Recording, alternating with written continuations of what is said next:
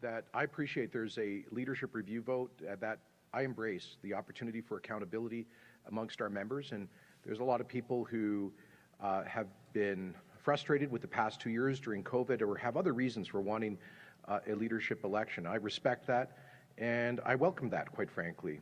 And I acknowledge that there are a lot of mainstream Conservatives who are frustrated with the past 2 tough years and would like a leadership election. I respect them and their perspective. At the same time, I have seen a growing number of voices from the far margins of Alberta politics that are, I would say, extreme and have been trying to get involved in the leadership process in our party. That does concern me. When I worked so hard over 3 years to help build the United Conservative Party, I committed that it would be a mainstream party reflective of the values of mainstream Albertans, and that we would not allow the kind of lake of fire incidents that we've seen in Conservative politics in this province in the past. And so I have been concerned about a group of people who typically would not be involved in a mainstream Conservative party seeking to get involved in this leadership election. You know, I'll give you some examples. Just 2 days ago, I was here in Calgary. I announced the new the Walmart Fulfillment Center with 325 permanent jobs. Great news. I went and checked out my Facebook, and the first and most popular comment said, no, quotes, Walmart is trafficking children on their U.S. websites. They're part of the World Economic Forum. And the person who posted that is committing to vote against me in the UCP leadership, alleging that I am involved in a human trafficking ring with children, conspiring with Walmart in the World Economic Forum. I'd like to imagine that's just a one-off, but it's not, sadly. I remember I took a note of this just after having announced that we were dropping public health restrictions in this province several weeks ago. I checked out my Facebook, and someone posts, quotes, we're coming for you, Kenney. On April the 9th, we're taking you and your corrupt government down. You and the Jew-loving Great Reset tyrants are headed to the Nuremberg trial, unquote. Somebody who claimed that they were registering to vote in the UCP leadership campaign. We have somebody a number of people whose candidacies we vetoed in the last election, who are actively organizing to disrupt the party and to divide it.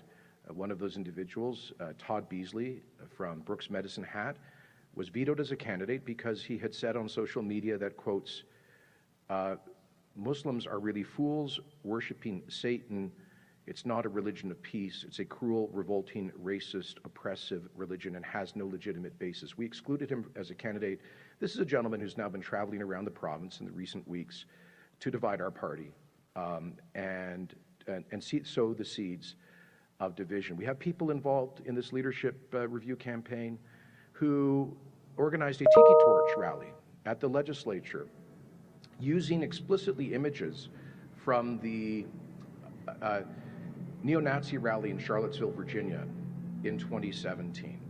We have people involved in this who left a noose on MLA Tracy Allard's front lawn following a protest which was an implicit threat. The same people who violated the privacy of Minister Copping's home and family, screaming that in his neighborhood that he was a mass murderer for promoting safe and effective vaccines. I could go on, but these are just a handful of the examples I have seen, the threats even against, I've mentioned this before, my 83-year-old mother that I've received. I know that these marginal voices do not represent Albertans. They certainly do not represent the United Conservative Party. But I am determined to ensure that such hateful, extreme, and divisive voices do not find a home in this mainstream, broad Conservative Party. And so that's an issue that is very much at play here, and I will not apologize for calling out these kinds of voices of division. In the past in Alberta politics, we've always had one or two kind of hard right parties that were I guess, a natural home for people like this. There was 2 or 3% of the province that voted for hard-right parties in the last election, provincial election, including Derek Fildebrandt's party, which is now called the WIP.